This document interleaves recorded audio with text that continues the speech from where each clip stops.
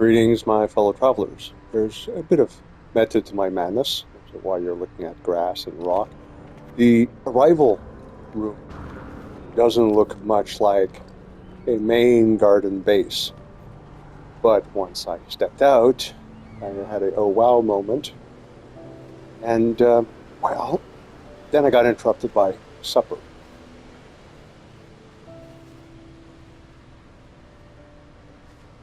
We got a wee bit of branch trimming of the trees to be done.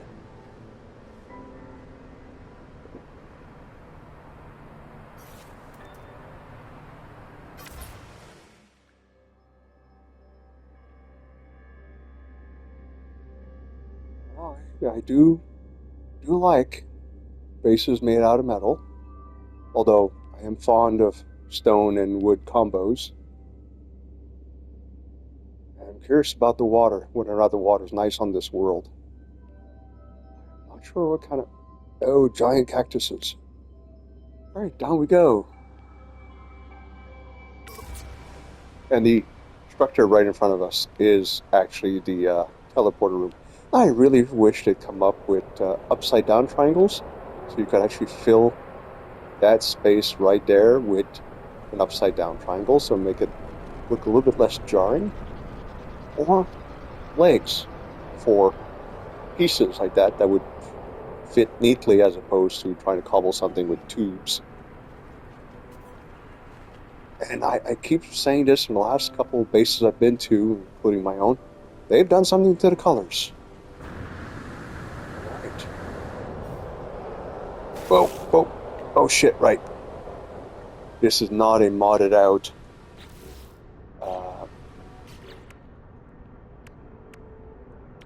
oh, it's okay. It's got a few mods.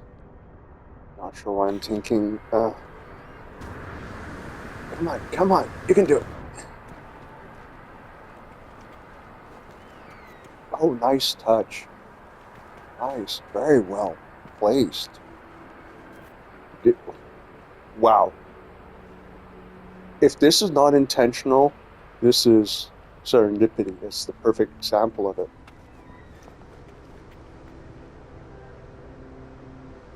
A Viking at arms jag, whatever a jag is. Now, that's obviously an existing structure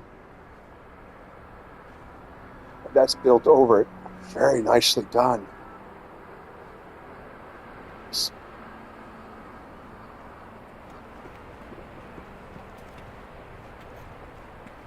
Well, we're gonna have to start somewhere sometime, so let's get to it. We start, of course, with the nip.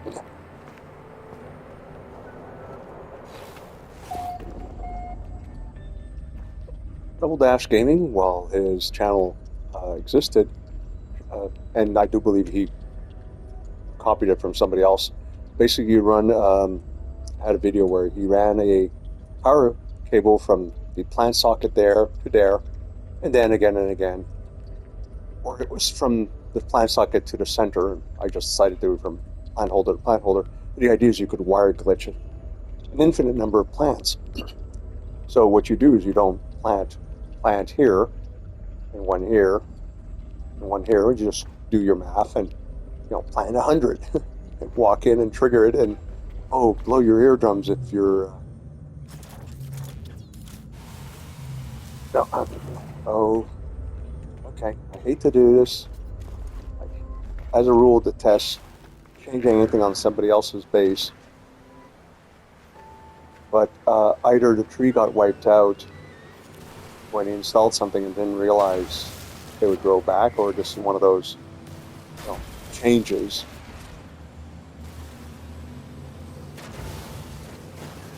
Oh, it could be she, of course. Natrebo. I'm gonna have to find the base computer or the telephone. Wait, come on. Okay, a little bit too much landscaping. Well, not very landscaping.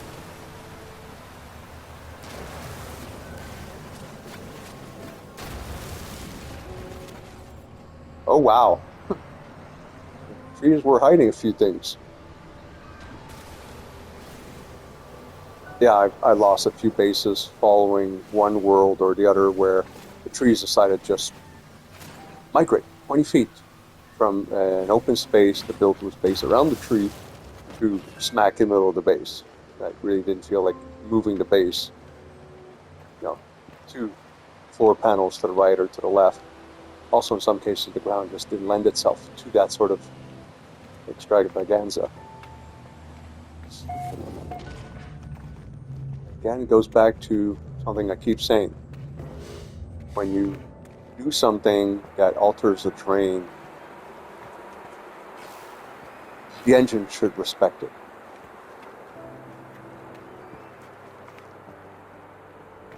Also, it'd be nice when you're actually placing stuff down, you would actually see the grid of how the world is organized.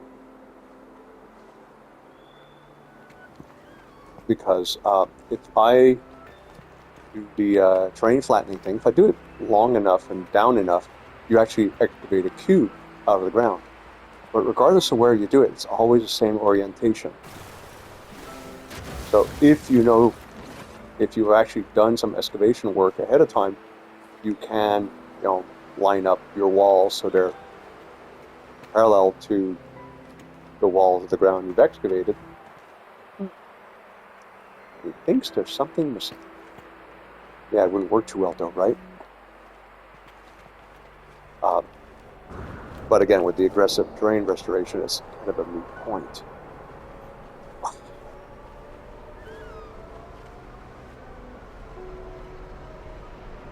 Not sure why the double staircase. I understand why not the ramp all the way to the ground. It starts getting a little bit long after a while. But glass cuboids with a staircase, and every 5 or 6 cubes down, just a solid cube underneath to provide some sort of support or the stilts arrangement. Still, I mean, if it wasn't for those aggressive trees, just slap in a landing pad here. Or if they've actually have the holo projectors, a bunch of decks and a bunch of desks, and one of those message things. Vendors serving client such and such. Alright, so short range teleporter to somewhere else inside. More nip. Cactus? No, not cactus. Cactus. Oh, okay. Wow, that's really up the color.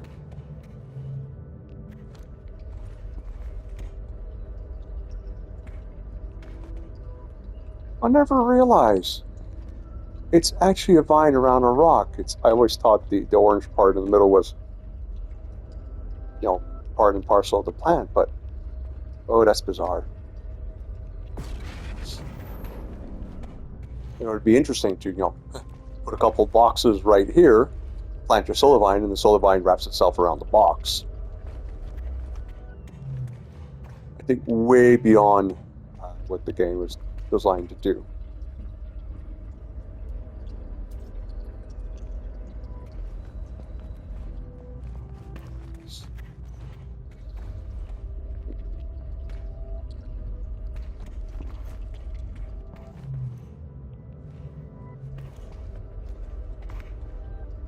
Yep, they need to reorient these things so they're not, just turn them 90 degrees. So they're rubbing. Or they could just make them a little bit smaller, like the versions found in the wild. Because pretty much every other plant you have here, with the exception of the gravitino balls, what you have in the wild is larger. Gravitino balls actually have a bit of a stem, whereas in the wild they're just lying on the ground typically. More nip.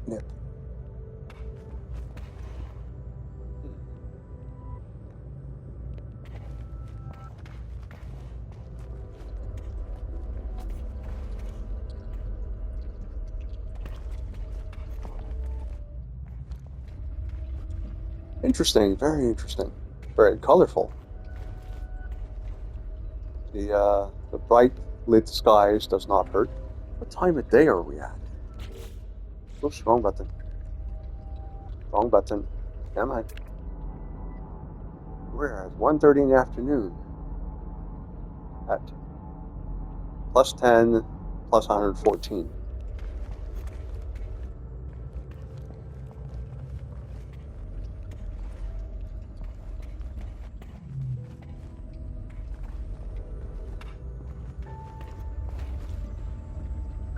Oh, that turn was a little bit fast.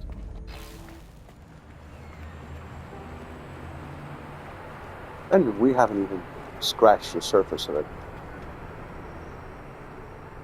I missed the turn somewhere. I haven't. Nicely done. Oh yes, very nicely done. Although, one short wall down, put a floor panel, aim the center of the Colossus pad on the floor panel, and this floor panel should just line up right there. But yeah, I love the Colossus size doors. That'd be a neat trick. Free placement, place, another section of wall just off there.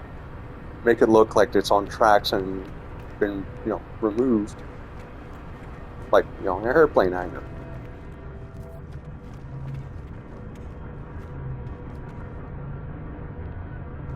Oh, one hell of a turn left on the way out. The Colossus has got to be one of the weirder ones to drive because the cockpit is on the underside.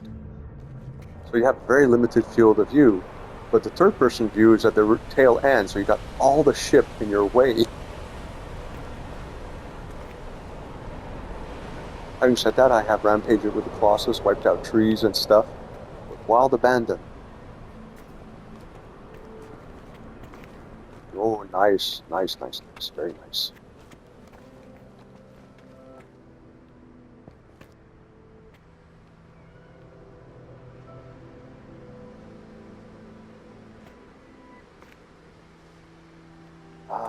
That's the bike.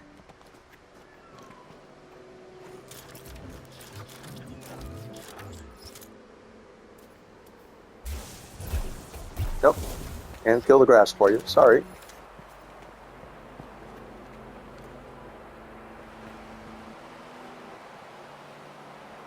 And interesting, wouldn't it be? You put a short stairs to here, and the section of handrail disappears. Let's find out about this Bican at arms.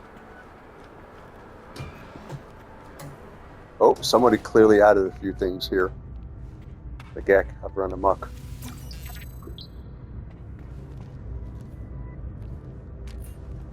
Ah, okay, so he sells arms. Quite literally. Ah, there's a base computer. It's a great place to put a base computer. Done it myself. Main garden base. Last edited by Natrebo. Natrebo. Natrebo. Freight terminal.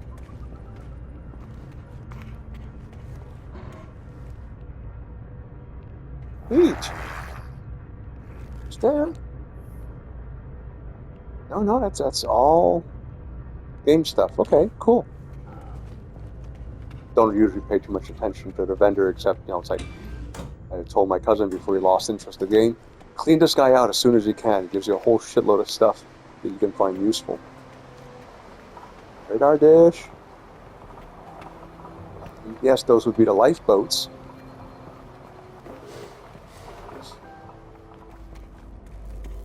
Roamer. Okay.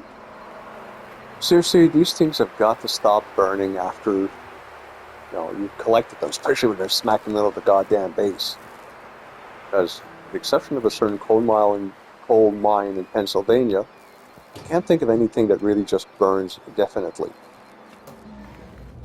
For those of you wondering what I'm talking about, it could be Tennessee, I could be misremembering, but there's a famous picture of morning fog over this rolling hill, except it's not fog, it's smoke. It's coming out of the ground because there was a fire that started in a coal mine, and understandably at the time there's a certain emergency to get the miners out and stuff, and they just sealed the mine with the intent of starving the fire of oxygen. The problem is the ground is porous enough that air makes it in, has kept the fire going.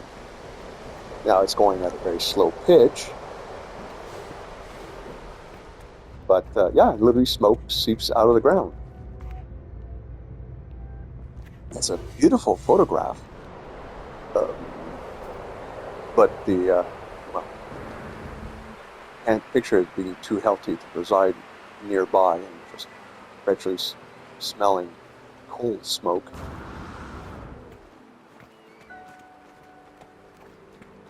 But yeah, it's an example of something that will burn in perpetuity. So, but yes, both lifeboats are intact. And I wish that when you find one of these things, you could literally remove the objects. That they would become part of your inventory. Because also I wish you could remove the slope there. Because this is my favorite place to put a teleporter ring. You're completely safe from the environment. But you don't want to do that in a lifeboat that's got, things well set up. Well, Natrebo, I think possibility we've seen everything. Alright. Curiosity killed the cat. Oh wow, we're running out of daylight.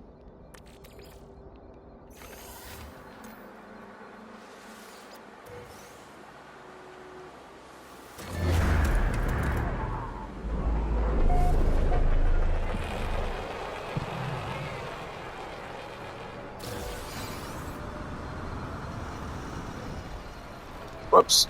Oh, come on. Yeah, it has been 2 months since I played the game, so I'm a little bit rusty.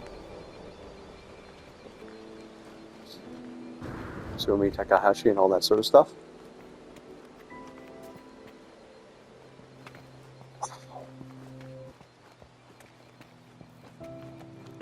The seeing this and incorporating it. Oh, yes, well done.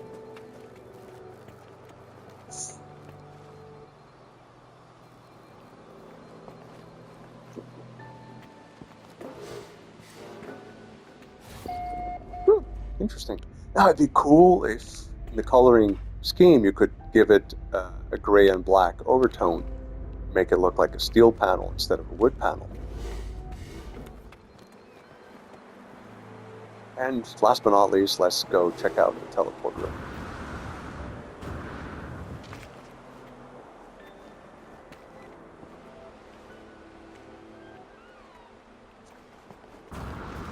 Okay, let's do a quick detour.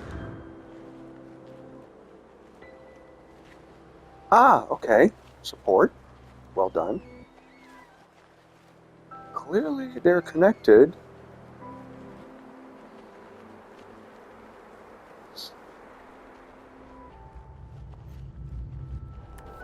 I'm getting battery signals.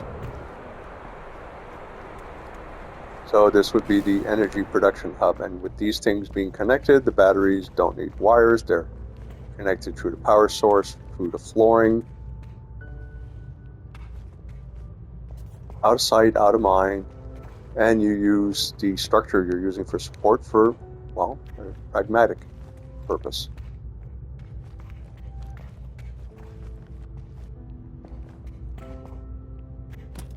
It was not my intention. Did I mention I hate ladders in this game?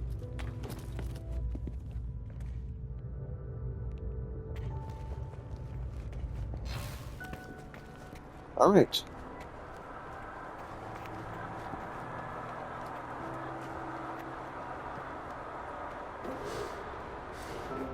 Teleporter ring. There's a save beacon here. And I had not realized there was a staircase here. Huh, interesting. With those words, my fellow travelers, I wish you a fond farewell. Take care. This is the end.